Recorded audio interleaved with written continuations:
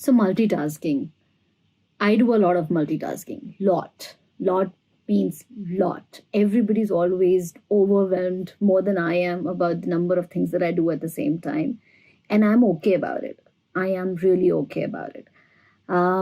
So a lot of times when I think that am I overdoing it, or is this how I am designed, how I'm built? Is everybody saying the right thing and I'm missing something? Or are they missing something and am I saying or doing what I really think it is? It is confusion. I was reading the document on what is multitasking, benefits and disadvantages sometime back, and of course, like the benefits are about multitasking is you get to do many things at the same time. Everything does not require 100%. Some things are more mundane and more smaller in detailing, so they actually can be done together. Let's say an example like walking and listening to music together. So instead of listening to music while sitting down and spending an hour or 30 minutes on just listening to music, you could actually take a walk and listen to music. That's fine. Or you could listen to music while cooking. That's fine. But then when I started thinking of these examples, somehow it was mostly around music that looked okay to do it with some other thing. And why is that? Because normally music is something that is capturing our auditory senses. And while listening to a music, we are calming down, we're relaxing. And so the other task is benefiting from it. So if you're cutting, chopping in the kitchen, we need more focus. But the music is not taking the focus away. It's actually just helping us relax. So that's good. But of course, if you're going to do duck, duck, duck, duck, duck, duck, and you're going to move around with the beats, there's a problem. You could be hurting yourself. But let's say we're not talking about that extreme. Then what's happening at the walk time? We're walking and we're listening to the music. It helps us build a pace and it helps us calm down, relax, de-stress, which is exactly what the purpose of the walk is. So that's okay. But what about a situation when at work you have many windows open on your laptop? Multitasking, but one is an email, the other is your LinkedIn, the third is your Facebook, fourth is let's say a spreadsheet, a Google spreadsheet, the other is a document to be checked in, a script or a narrative or an official document, a contract which is there. And then there might be 2 or 3 more things that you have to research to get to these answers and solve a thing. And then somebody from your team comes in and says, hey, I need help with this. Yeah, okay, let me find out. And you open a window about that and put that all together. This is my usual. What about you? So, of course, let me know in the comments of how's your day at work is, but this is my usual. And then when we do multiple things, then there are at least one more window of those multiple things that you're doing. So what happens for me is that the reason that these windows remain open is because I could have read the whole thing, understood, processed, and finished it. But 2 situations.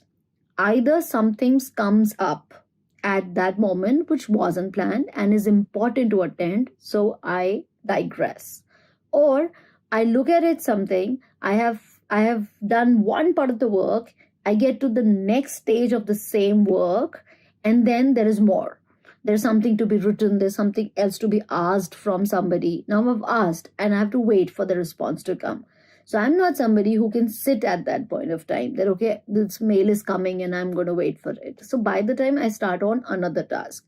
Now that another task and the first task of course, cannot be timed in the same timeline. So there is an overlap. So over a period of time and with all these years of really, really, really multitasking, I feel a lot of time my life has become about disaster management. It's like, jahan aag lagi hai, wahan jao. Not so much about the planning. But if I wasn't trying to be really hard on myself, if the intention of what I'm sharing with you is not to beat myself down or to criticize people who multitask, then I must share a secret. The secret to my little bit of workability in the multitasking space is the habit of making lists. Yes, making list. Very simple. Everybody does it, but it has done wonders for me. So what I do is I make one list at the end of the day, which is how things happened and what is it that needs to go to tomorrow or the week later, not so much after that. Of course, if there's something that I need to attend to in the quarter or in the 6 months, I write it down at the right place, but it's not in that diary. In the diary is the things that have to be done mostly tomorrow, the next day, 3 days later, in the week max, and then it's dated to that date. And I allocate the delegation of it, that who do I have to delegate what, and that's what I sleep with after doing that. In the morning before I begin work, I definitely look at this list. Now, it could be while I'm driving to office, whether it could be while having my morning coffee, it could be at some point of time, but I'm processing this list. And over the years, what has really happened is that the direction that I wish to take at night before about this list sometimes changes by the morning. I don't know. I was sleeping in the night. I don't know what made it change, but it changed. And most often, it is definitely a good change. So by morning, when I look at it fresh, I have a better insight of how I'm going to do it. So sometimes the priorities shift. The ninth thing comes to the second thing, and so on. And sometimes some of the things completely get deleted. I don't feel that this is important enough. And in the morning, I don't do this at night at all, but in the morning, I list them as 3 things: urgent, important, good to do. A very, very standard productivity practice that I learned a few years ago, but simplifying it like this has really worked for me. I list down the task and then call them as urgent, important, and good to do. Of course, the urgent has to be done urgently. And so sometimes, I even have 4 things which are urgent. Now, how am I going to do 4 urgent things together? And so that's where I do the time. And when I do the timing, a normal, simple Google Calendar comes very handy. I time it up, put it in my calendar. Earlier, I used to really block my calendar hour by hour. Doesn't work. Of course, you all know it doesn't work, but I didn't get it at the time. I thought, ho jayega, kar lenge. So it used to be like 9 to 10, 10 to 11, 11 to 12, like that. But of course, there are spillovers and delays. Sometimes something gets free earlier, then I take on another task and it may not get done in that little jo beech ka time bacha tha. So now a good practice that I follow is to time it for half an hour, 45 minutes, 1 hour, whatever it's going to take, and definitely have a 15-minute gap, for sure.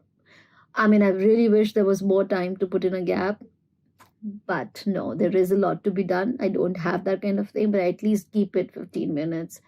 Sometimes it's half an hour after 2 meetings. Now, that's one thing. Now, let's see, what am I doing in that 15-minute or in that half an hour? Am I chilling? Again, I wish I was, but I'm not.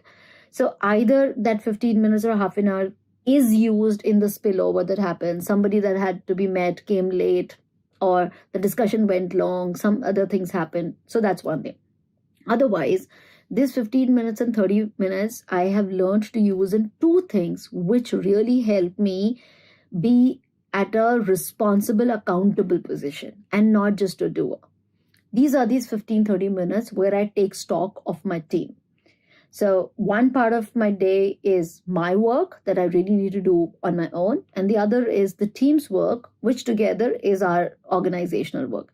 So these 15 minutes, the 30 minutes is where I get to look at all my mails and messages, respond to whoever it needs to do, check on people, support them, and take accountability and get more updated. At this time, a lot of times the morning list really changes again. Something's changed, something needs to be attended to, something got done. So these are my timings to update my list.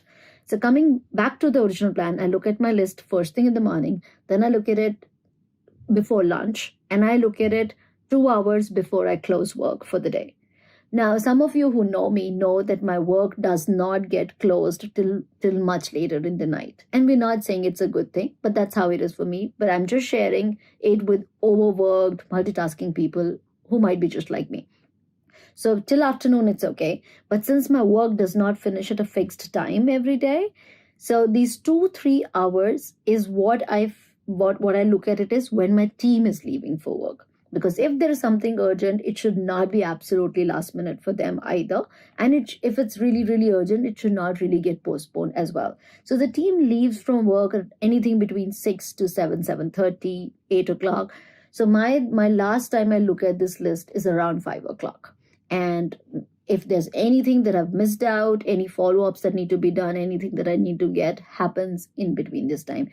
This part of the day is still not very perfect for me, depending on my availability, other people's response, and all of that, but I'm trying and I'm working on it. But making a list at the end of the night and looking at it up and categorizing it between urgent, important, and good to do has really helped me do the multitasking that I always do. So try it out, and if you have any better way, anything that you've really tried and it worked, not just after reading some books, but something that you tried and it worked it out, please share it with me. I really need it. And this part, share it around with anybody that helps too. Thank you.